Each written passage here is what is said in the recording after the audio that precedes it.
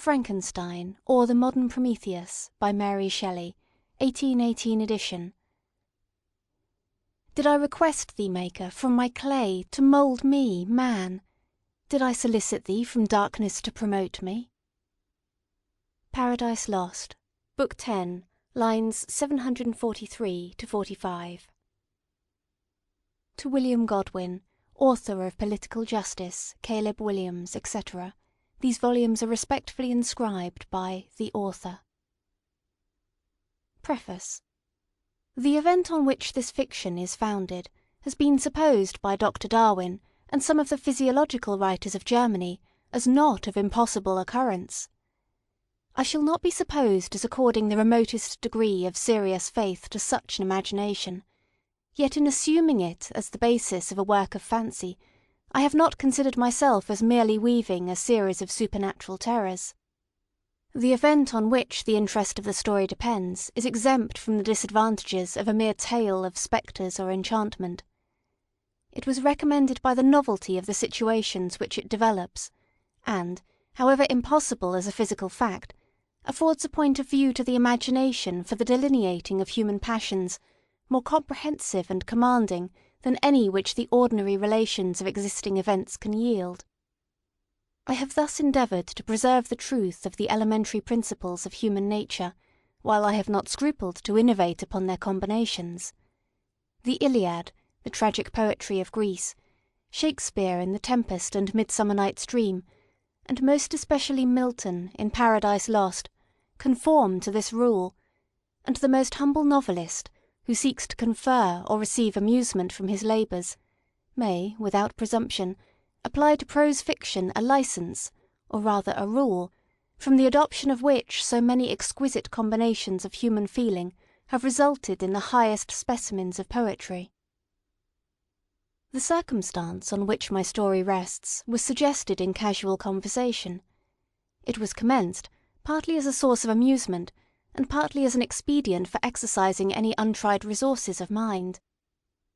Other motives were mingled with these as the work proceeded. I am by no means indifferent to the manner in which whatever moral tendencies exist in the sentiments or characters it contains shall affect the reader, yet my chief concern in this respect has been limited to avoiding the enervating effects of the novels of the present day, and to the exhibition of the amiableness of domestic affection and the excellence of universal virtue. The opinions which naturally spring from the character and situation of the hero are by no means to be conceived as existing always in my own conviction, nor is any inference justly to be drawn from the following pages as prejudicing any philosophical doctrine of whatever kind. It is a subject also of additional interest to the author that this story was begun in the majestic region where the scene is principally laid, and in society which cannot cease to be regretted. I passed the summer of 1816 in the environs of Geneva. The season was cold and rainy, and in the evenings we crowded around a blazing wood fire, and occasionally amused ourselves with some German stories of ghosts, which happened to fall into our hands. These tales excited in us a playful desire of imitation. Two other friends, a tale from the pen of one of whom would be far more acceptable to the public than anything I can ever hope to produce, and myself, agreed to write each a story, founded on some supernatural occurrence. The weather, however, suddenly became serene, and my two friends left me on a journey among the Alps, and lost, in the magnificent scenes which they present, all memory of their ghostly visions. The following tale is the only one which has been completed. Volume 1, Letter 1, to Mrs. Saville, England. St. Petersburg, December 11th, 17 . You will rejoice to hear that no disaster has accompanied the commencement of an enterprise which you have regarded with such evil forebodings. I arrived here yesterday, and my first task is to assure my dear sister of my welfare and increasing confidence in the success of my undertaking. I am already far north of London, and as I walk in the streets of Petersburg, I feel a cold northern breeze play upon my cheeks, which braces my nerves and fills me with delight.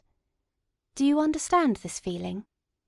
This breeze, which has travelled from the regions towards which I am advancing, gives me a foretaste of those icy climes. inspired by this wind of promise, my daydreams become more fervent and vivid. I try in vain to be persuaded that the pole is the seat of frost and desolation. It ever presents itself to my imagination as the region of beauty and delight. There, Margaret, the sun is for ever visible, its broad disk just skirting the horizon and diffusing a perpetual splendour. There, for with your leave, my sister, I will put some trust in preceding navigators, there snow and frost are banished, and, sailing over a calm sea, we may be wafted to a land surpassing in wonders and in beauty every region hitherto discovered on the habitable globe.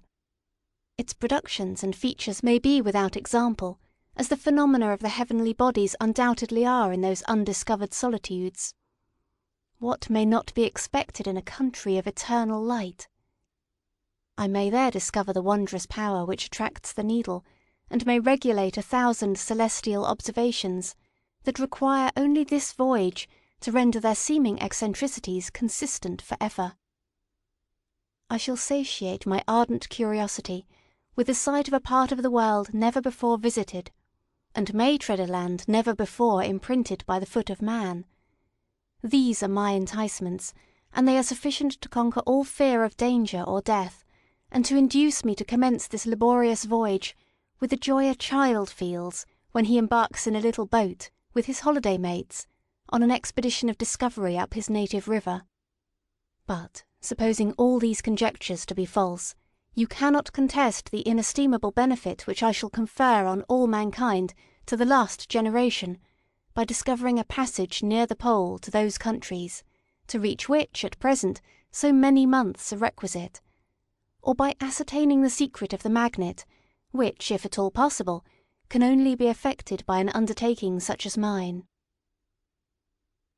These reflections have dispelled the agitation with which I began my letter, and I feel my heart glow with an enthusiasm which elevates me to heaven, for nothing contributes so much to tranquillize the mind as a steady purpose, a point on which the soul may fix its intellectual eye.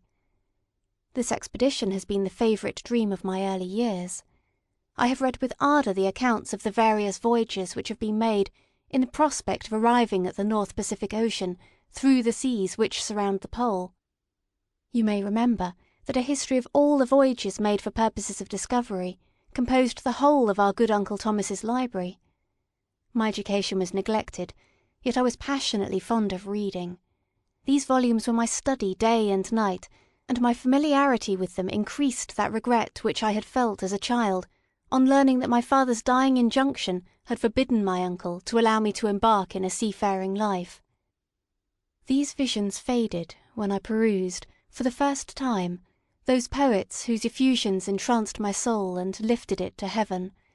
I also became a poet, and for 1 year lived in a paradise of my own creation.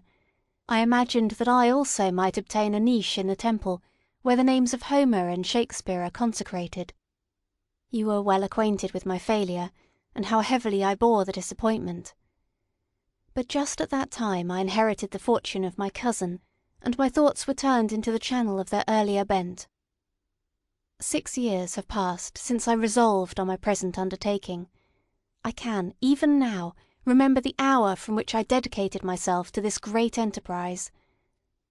I commenced by inuring my body to hardship.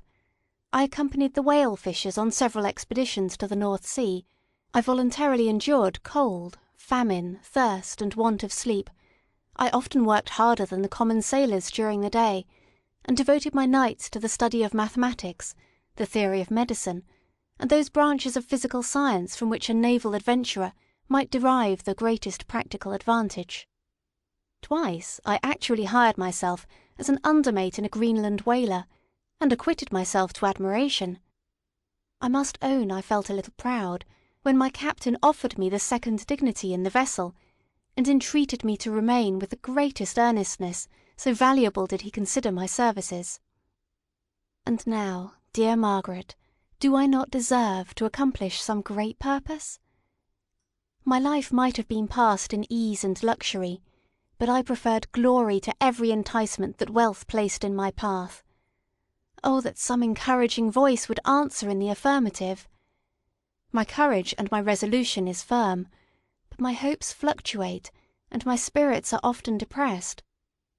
I am about to proceed on a long and difficult voyage, the emergencies of which will demand all my fortitude. I am required not only to raise the spirits of others, but sometimes to sustain my own when theirs are failing. This is the most favourable period for travelling in Russia.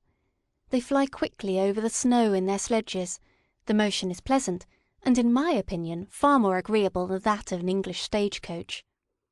The cold is not excessive if you are wrapped in furs, a dress which I have already adopted, for there is a great difference between walking the deck and remaining seated motionless for hours, when no exercise prevents the blood from actually freezing in your veins. I have no ambition to lose my life on the post road between St. Petersburg and Archangel. I shall depart for the latter town in a fortnight or 3 weeks, and my intention is to hire a ship there, which can easily be done by paying the insurance for the owner, and to engage as many sailors as I think necessary among those who are accustomed to the whale fishing. I do not intend to sail until the month of June, and when shall I return? Ah, dear sister, how can I answer this question? If I succeed, many, many months, perhaps years, will pass before you and I may meet.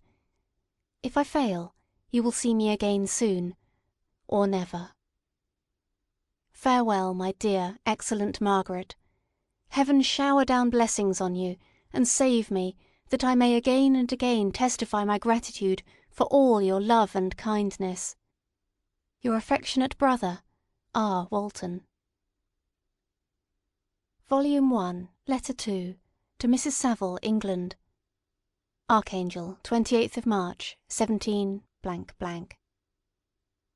How slowly the time passes here, encompassed as I am by frost and snow, yet a second step is taken towards my enterprise. I have hired a vessel, and am occupied in collecting my sailors. Those whom I have already engaged appear to be men on whom I can depend, and are certainly possessed of dauntless courage. But I have one want which I have never yet been able to satisfy, and the absence of the object of which I now feel as a most severe evil. I have no friend, Margaret. When I am glowing with the enthusiasm of success, there will be none to participate my joy. If I am assailed by disappointment, no one will endeavour to sustain me in dejection. I shall commit my thoughts to paper, it is true, but that is a poor medium for the communication of feeling. I desire the company of a man who could sympathise with me, whose eyes would reply to mine. You may deem me romantic, my dear sister, but I bitterly feel the want of a friend. I have no one near me, gentle yet courageous, possessed of a cultivated as well as of a capacious mind, whose tastes are like my own, to approve or amend my plans. How would such a friend repair the faults of your poor brother? I am too ardent in execution, and too impatient of difficulties. But it is a still greater evil to me that I am self-educated. For the first 14 years of my life I ran wild on a common, and read nothing but our Uncle Thomas's books of voyages. At that age I became acquainted with the celebrated poets of our own country. But it was only when it had ceased to be in my power to derive its most important benefits from such a conviction that I perceived the necessity of becoming acquainted with more languages than that of my native country. Now I am 28, and am, in reality, more illiterate than many schoolboys of 15. It is true that I have thought more, and that my daydreams are more extended and magnificent, but they want, as the painters call it, keeping, and I greatly need a friend who would have sense enough not to despise me as romantic, and affection enough for me to endeavour to regulate my mind. Well, these are useless complaints. I shall certainly find no friend on the wide ocean, nor even here in Archangel, among merchants and seamen.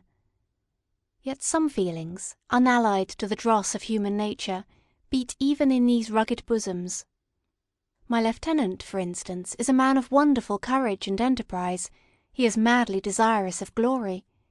He is an Englishman, and in the midst of national and professional prejudices, unsoftened by cultivation, retains some of the noblest endowments of humanity. I first became acquainted with him on board a whale vessel. Finding that he was unemployed in this city, I easily engaged him to assist in my enterprise. The master is a person of an excellent disposition, and is remarkable in a ship for his gentleness and the mildness of his discipline. He is indeed of so amiable a nature that he will not hunt, a favourite and almost the only amusement here, because he cannot endure to spill blood. He is, moreover, heroically generous. Some years ago he loved a young Russian lady of moderate fortune, and having amassed a considerable sum in prize money, the father of the girl consented to the match. He saw his mistress once before the destined ceremony, but she was bathed in tears, and throwing herself at his feet, entreated him to spare her, confessing at the same time that she loved another, but that he was poor, and that her father would never consent to the union. My generous friend reassured the suppliant, and on being informed of the name of her lover, instantly abandoned his pursuit. He had already bought a farm with his money, on which he had designed to pass the remainder of his life, but he bestowed the whole on his rival, together with the remains of his prize money to purchase stock, and then himself solicited the young woman's father to consent to her marriage with her lover.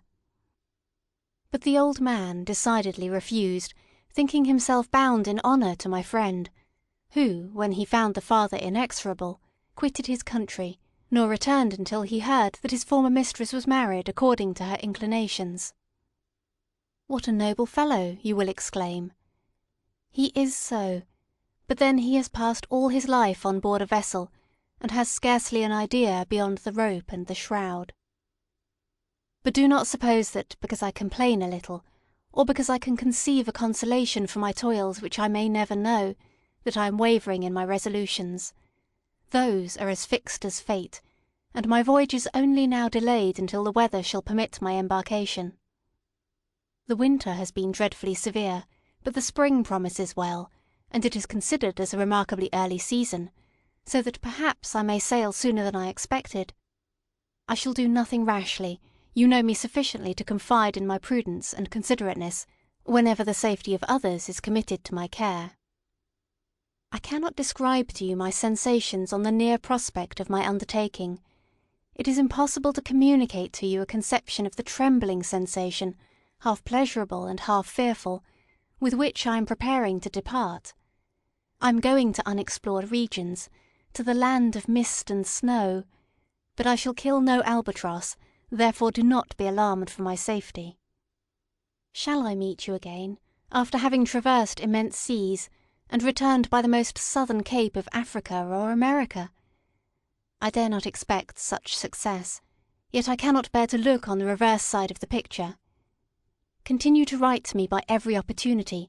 I may receive your letters, though the chance is very doubtful, on some occasions when I need them most to support my spirits. I love you very tenderly. Remember me with affection, should you never hear from me again. Your affectionate brother, Robert Walton. Volume 1, Letter 3, to Mrs. Saville, England, July 7th, 17 . My dear sister, I write a few lines in haste to say that I am safe and well advanced on my voyage. This letter will reach England by a merchantman now on its homeward voyage from Archangel, more fortunate than I, who may not see my native land, perhaps, for many years.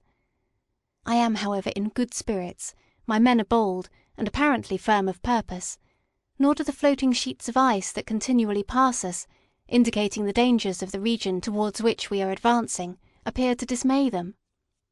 We have already reached a very high latitude, but it is the height of summer, and, although not so warm as in England, the southern gales, which blow us speedily towards those shores which I so ardently desire to attain, breathe a degree of renovating warmth which I had not expected. No incidents have hitherto befallen us that would make a figure in a letter. 1 or 2 stiff gales and the breaking of a mast are accidents which experienced navigators scarcely remember to record, and I should be well content if nothing worse happened to us during our voyage. Adieu, my dear Margaret. Be assured that, for my own sake as well as yours, I will not rashly encounter danger. I will be cool, persevering, and prudent. Remember me to all my English friends. Most affectionately yours, R.W. Volume 1, Letter 4, to Mrs. Saville, England. August 5th, 17 .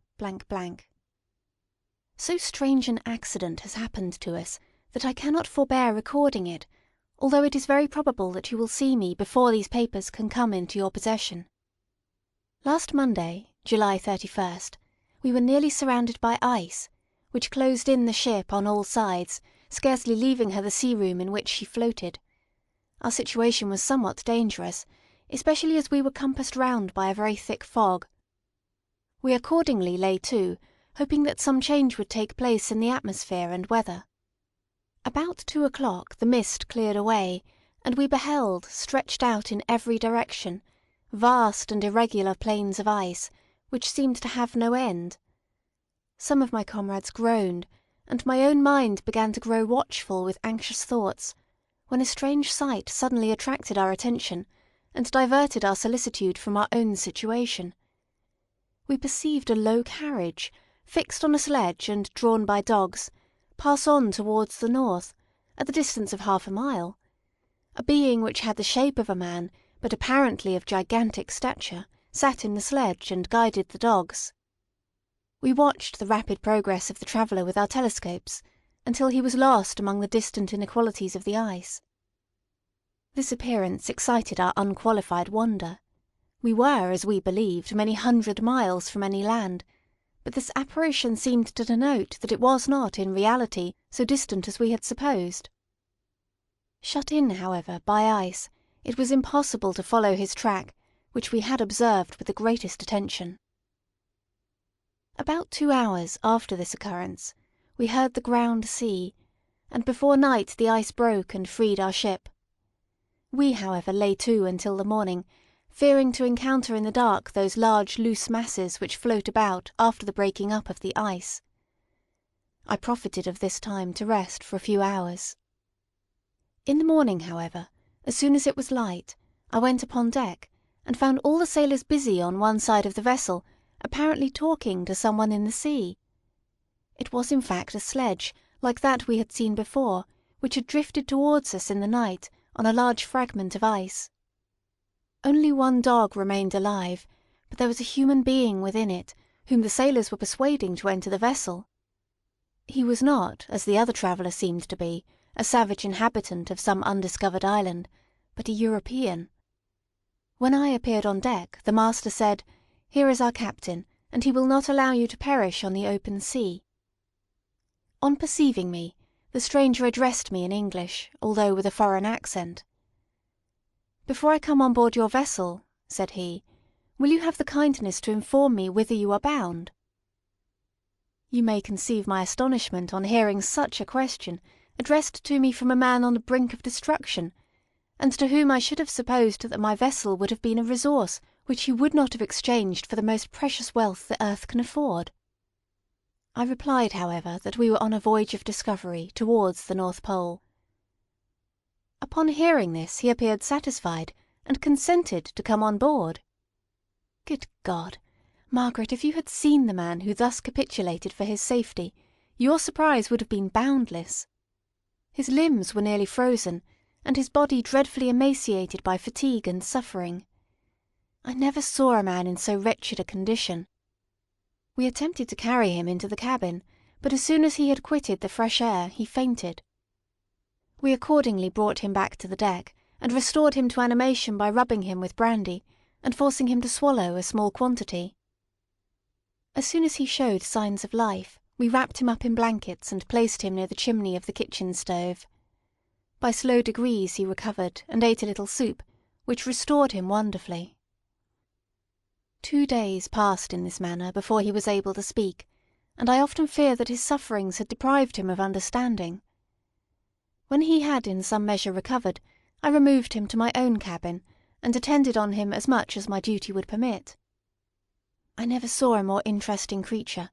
His eyes have generally an expression of wildness, and even madness, but there are moments when, if any one performs an act of kindness towards him, or does him any the most trifling service, his whole countenance is lighted up, as it were, with a beam of benevolence and sweetness that I never saw equalled, but he is generally melancholy and despairing, and sometimes he gnashes his teeth, as if impatient of the weight of woes that oppresses him. When my guest was a little recovered, I had great trouble to keep off the men who wished to ask him 1,000 questions, but I would not allow him to be tormented by their idle curiosity, in a state of body and mind whose restoration evidently depended upon entire repose. Once, however, the lieutenant asked why he had come so far upon the ice in so strange a vehicle. His countenance instantly assumed an aspect of the deepest gloom, and he replied, "To seek one who fled from me." "And did the man whom you pursued travel in the same fashion?" "Yes." "Then I fancy we have seen him, for the day before we picked you up we saw some dogs drawing a sledge with a man in it across the ice." This aroused the stranger's attention, and he asked a multitude of questions concerning the route which the demon, as he called him, had pursued. Soon after, when he was alone with me, he said, "I have, doubtless, excited your curiosity, as well as that of these good people, but you are too considerate to make inquiries." "Certainly, it would indeed be very impertinent and inhuman in me to trouble you with any inquisitiveness of mine." "And yet you rescued me from a strange and perilous situation. You have benevolently restored me to life." Soon after this he inquired if I thought that the breaking up of the ice had destroyed the other sledge. I replied that I could not answer with any degree of certainty, for the ice had not broken until near midnight, and the traveller might have arrived at a place of safety before that time, but of this I could not judge. From this time the stranger seemed very eager to be upon deck, to watch for the sledge which had before appeared, but I have persuaded him to remain in the cabin, for he is far too weak to sustain the rawness of the atmosphere. But I have promised that some one should watch for him, and give him instant notice if any new object should appear in sight. Such is my journal of what relates to this strange occurrence up to the present day. The stranger has gradually improved in health, but is very silent, and appears uneasy when anyone except myself enters his cabin. Yet his manners are so conciliating and gentle that the sailors are all interested in him, although they have had very little communication with him. For my own part, I begin to love him as a brother, and his constant and deep grief fills me with sympathy and compassion.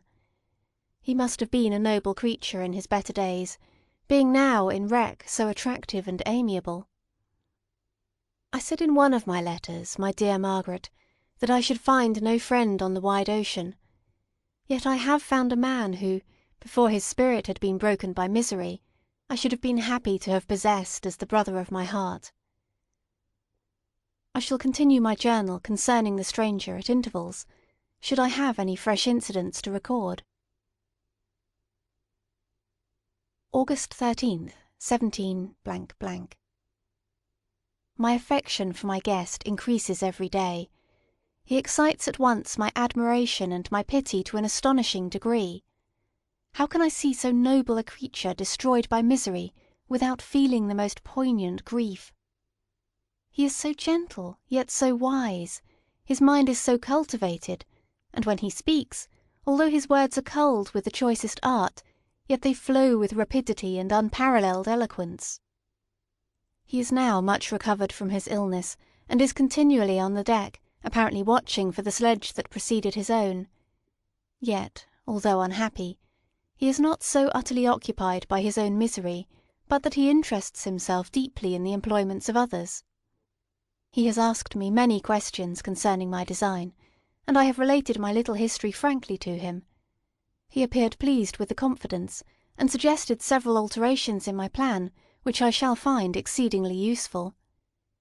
There is no pedantry in his manner, but all he does appears to spring solely from the interest he instinctively takes in the welfare of those who surround him. He is often overcome by gloom, and then he sits by himself, and tries to overcome all that is sullen or unsocial in his humour. These paroxysms pass from him like a cloud from before the sun, though his dejection never leaves him. I have endeavoured to win his confidence, and I trust that I have succeeded. One day I mentioned to him the desire I had always felt of finding a friend who might sympathise with me, and direct me by his counsel. I said I did not belong to that class of men who are offended by advice. I am self-educated, and perhaps I hardly rely sufficiently upon my own powers. I wish therefore that my companion should be wiser and more experienced than myself, to confirm and support me, nor have I believed it impossible to find a true friend."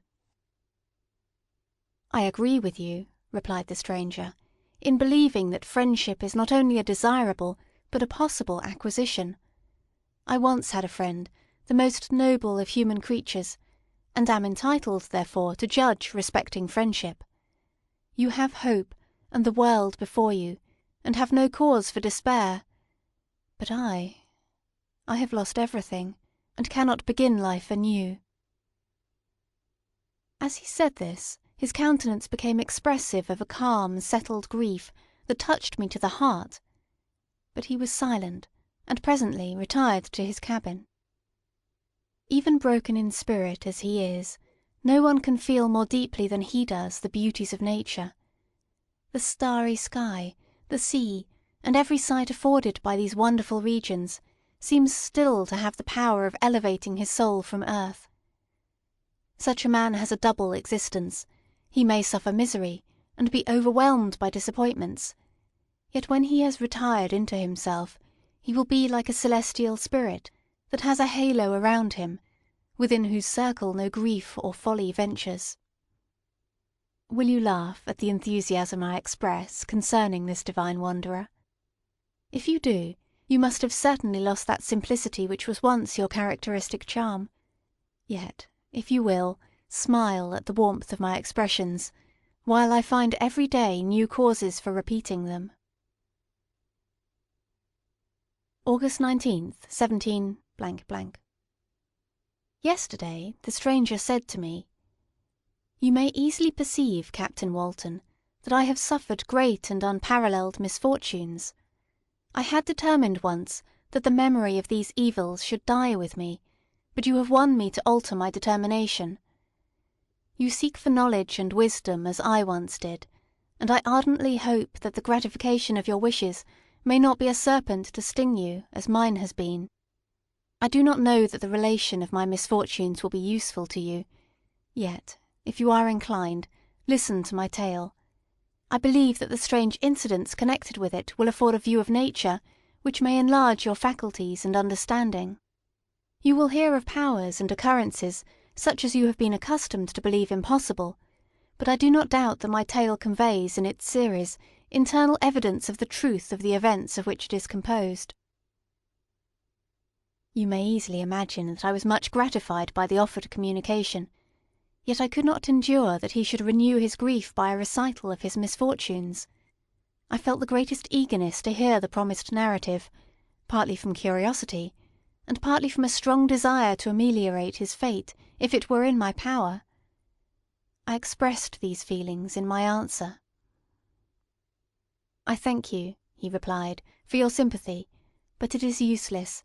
My fate is nearly fulfilled. I wait but for one event, and then I shall repose in peace. I understand your feeling," continued he, perceiving that I wished to interrupt him, "but you are mistaken, my friend, if thus you will allow me to name you. Nothing can alter my destiny. Listen to my history, and you will perceive how irrevocably it is determined." He then told me that he would commence his narrative the next day when I should be at leisure. This promise drew from me the warmest thanks. I have resolved every night, when I am not engaged, to record, as nearly as possible in his own words, what he has related during the day. If I should be engaged, I will at least make notes. This manuscript will doubtless afford you the greatest pleasure, but to me, who know him, and who hear it from his own lips, with what interest and sympathy shall I read it in some future day? Volume 1, Chapter 1. I am by birth a Genevese, and my family is one of the most distinguished of that republic. My ancestors had been for many years councillors and syndics, and my father had filled several public situations with honour and reputation. He was respected by all who knew him for his integrity and indefatigable attention to public business. He passed his younger days perpetually occupied by the affairs of his country, and it was not until the decline of life that he thought of marrying, and bestowing on the state sons who might carry his virtues and his name down to posterity. As the circumstances of his marriage illustrate his character, I cannot refrain from relating them. One of his most intimate friends was a merchant, who, from a flourishing state, fell, through numerous mischances, into poverty. This man, whose name was Beaufort, was of a proud and unbending disposition, and could not bear to live in poverty and oblivion in the same country where he had formerly been distinguished for his rank and magnificence. Having paid his debts, therefore, in the most honourable manner, he retreated with his daughter to the town of Lucerne, where he lived unknown and in wretchedness. My father loved Beaufort with the truest friendship, and was deeply grieved by his retreat in these unfortunate circumstances. He grieved also for the loss of his society, and resolved to seek him out and endeavour to persuade him to begin the world again through his credit and assistance. Beaufort had taken effectual measures to conceal himself, and it was 10 months before my father discovered his abode. Overjoyed at this discovery, he hastened to the house, which was situated in a mean street, near the Reuss. But when he entered, misery and despair alone welcomed him. Beaufort had saved but a very small sum of money from the wreck of his fortunes, sufficient to provide him with sustenance for some months, and in the meantime he hoped to procure some respectable employment in a merchant's house. The interval was consequently spent in inaction. His grief only became more deep and rankling when he had leisure for reflection, and at length it took so fast hold of his mind that at the end of 3 months he lay on a bed of sickness, incapable of any exertion. His daughter attended him with the greatest tenderness, but she saw with despair that their little fund was rapidly decreasing, and that there was no other prospect of support. But Caroline Beaufort possessed a mind of an uncommon mould, and her courage rose to support her in her adversity. She procured plain work, she plaited straw, and by various means contrived to earn a pittance scarcely sufficient to support life. Several months passed in this manner. Her father grew worse, her time was more entirely occupied in attending him, her means of subsistence decreased, and in the 10th month her father died in her arms, leaving her an orphan and a beggar. This last blow overcame her, and she knelt by Beaufort's coffin weeping bitterly when my father entered the chamber. He came like a protecting spirit to the poor girl, who committed herself to his care, and after the interment of his friend he conducted her to Geneva and placed her under the protection of a relation. 2 years after this event, Caroline became his wife. When my father became a husband and a parent, he found his time so occupied by the duties of his new situation that he relinquished many of his public employments and devoted himself to the education of his children. Of these I was the eldest, and the destined successor to all his labours and utility. No creature could have more tender parents than mine. My improvement and health were their constant care, especially as I remained for several years their only child. But before I continue my narrative, I must record an incident which took place when I was 4 years of age. My father had a sister, whom he tenderly loved, and who had married early in life an Italian gentleman. Soon after her marriage, she had accompanied her husband into his native country, and for some years my father had very little communication with her. About the time I mentioned, she died, and a few months afterwards he received a letter from her husband, acquainting him with his intention of marrying an Italian lady, and requesting my father to take charge of the infant Elizabeth, the only child of his deceased sister. "It is my wish," he said, "that you should consider her as your own daughter, and educate her thus. Her mother's fortune is secured to her, the documents of which I will commit to your keeping. Reflect upon this proposition, and decide whether you would prefer educating your niece yourself to her being brought up by a stepmother." My father did not hesitate, and immediately went to Italy, that he might accompany the little Elizabeth to her future home. I have often heard my mother say that she was at that time the most beautiful child she had ever seen, and showed signs, even then, of a gentle and affectionate disposition. These indications, and a desire to bind as closely as possible the ties of domestic love, determined my mother to consider Elizabeth as my future wife, a design which she never found reason to repent. From this time Elizabeth Lavenza became my playfellow, and, as we grew older, my friend.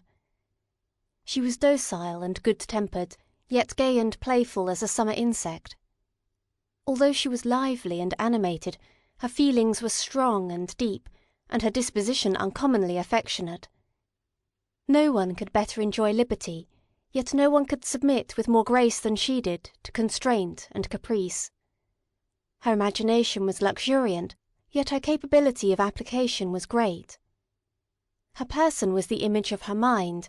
Her hazel eyes, although as lively as a bird's, possessed an attractive softness. Her figure was light and airy, and, though capable of enduring great fatigue, she appeared the most fragile creature in the world. While I admired her understanding and fancy, I loved to tend on her, as I should on a favourite animal, and I never saw so much grace both of person and mind united to so little pretension. Every one adored Elizabeth. If the servants had any request to make, it was always through her intercession. We were strangers to any species of disunion and dispute, for although there was a great dissimilitude in our characters, there was a harmony in that very dissimilitude. I was more calm and philosophical than my companion, yet my temper was not so yielding. My application was of longer endurance, but it was not so severe whilst it endured. I delighted in investigating the facts relative to the actual world. She busied herself in following the aerial creations of the poets. The world was to me a secret, which I desired to discover. To her it was a vacancy, which she sought to people with imaginations of her own. My brothers were considerably younger than myself, but I had a friend in one of my schoolfellows who compensated for this deficiency. Henry Clerval was the son of a merchant of Geneva, an intimate friend of my father. He was a boy of singular talent and fancy. I remember, when he was 9 years old, he wrote a fairy tale which was the delight and amazement of all his companions. His favourite study consisted in books of chivalry and romance, and when very young I can remember that we used to act plays composed by him out of these favourite books, the principal characters of which were Orlando, Robin Hood, Amadis, and St. George. No youth could have passed more happily than mine. My parents were indulgent, and my companions amiable. Our studies were never forced, and by some means we always had an end placed in view, which excited us to ardour in the prosecution of them. It was by this method, and not by emulation, that we were urged to application. Elizabeth was not incited to apply herself to drawing that her companions might not outstrip her, but through the desire of pleasing her aunt, by the representation of some favourite scene done by her own hand. We learned Latin and English, that we might read the writings in those languages, and so far from study being made odious to us through punishment, we loved application, and our amusements would have been the labours of other children. Perhaps we did not read so many books, or learn languages so quickly, as those who were disciplined according to the ordinary methods, but what we learned was impressed the more deeply on our memories. In this description of our domestic circle I include Henry Clerval, for he was constantly with us. He went to school with me, and generally passed the afternoon at our house, for being an only child, and destitute of companions at home, his father was well pleased that he should find associates at our house, and we were never completely happy when Clerval was absent. I feel pleasure in dwelling on the recollections of childhood, before misfortune had tainted my mind, and changed its bright visions of extensive usefulness into gloomy and narrow reflections upon self. But, in drawing the picture of my early days, I must not omit to record those events which led, by insensible steps, to my after-tale of misery. For when I would account to myself for the birth of that passion which afterwards ruled my destiny, I found it arose, like a mountain river, from ignoble and almost forgotten sources. But, swelling as it proceeded, it became the torrent which, in its course, has swept away all my hopes and joys. Natural philosophy is the genius that has regulated my fate. I desire, therefore, in this narration, to state those facts which led to my predilection for that science. When I was 13 years of age, we all went on a party of pleasure to the baths near Thonon. The inclemency of the weather obliged us to remain a day confined to the inn. In this house I chanced to find a volume of the works of Cornelius Agrippa. I opened it with apathy. The theory which he attempts to demonstrate, and the wonderful facts which he relates, soon changed this feeling into enthusiasm. A new light seemed to dawn upon my mind, and bounding with joy, I communicated my discovery to my father. I cannot help remarking here the many opportunities instructors possess of directing the attention of their pupils to useful knowledge, which they utterly neglect. My father looked carelessly at the title page of my book, and said, "Ah, Cornelius Agrippa. My dear Victor, do not waste your time upon this. It is sad trash." If, instead of this remark, my father had taken the pains to explain to me that the principles of Agrippa had been entirely exploded, and that a modern system of science had been introduced which possessed much greater powers than the ancient, because the powers of the latter were chimerical, while those of the former were real and practical. Under such circumstances I should certainly have thrown Agrippa aside, and, with my imagination warmed as it was, should probably have applied myself to the more rational theory of chemistry which has resulted from modern discoveries. It is even possible that the train of my ideas would never have received the fatal impulse that led to my ruin. But the cursory glance my father had taken of my volume by no means assured me that he was acquainted with its contents, and I continued to read with the greatest avidity. When I returned home, my first care was to procure the whole works of this author, and afterwards of Paracelsus and Albertus Magnus.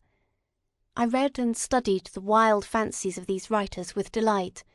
They appeared to me treasures known to few beside myself, and although I often wished to communicate these secret stores of knowledge to my father, yet his indefinite censure of my favourite Agrippa always withheld me. I disclosed my discoveries to Elizabeth, therefore, under a promise of strict secrecy, but she did not interest herself in the subject, and I was left by her to pursue my studies alone. It may appear very strange that a disciple of Albertus Magnus should arise in the 18th century, but our family was not scientifical, and I had not attended any of the lectures given at the schools of Geneva. My dreams were therefore undisturbed by reality, and I entered with the greatest diligence into the search of the philosopher's stone and the elixir of life. But the latter obtained my undivided attention. Wealth was an inferior object, but what glory would attend the discovery if I could banish disease from the human frame, and render man invulnerable to any but a violent death. Nor were these my only visions.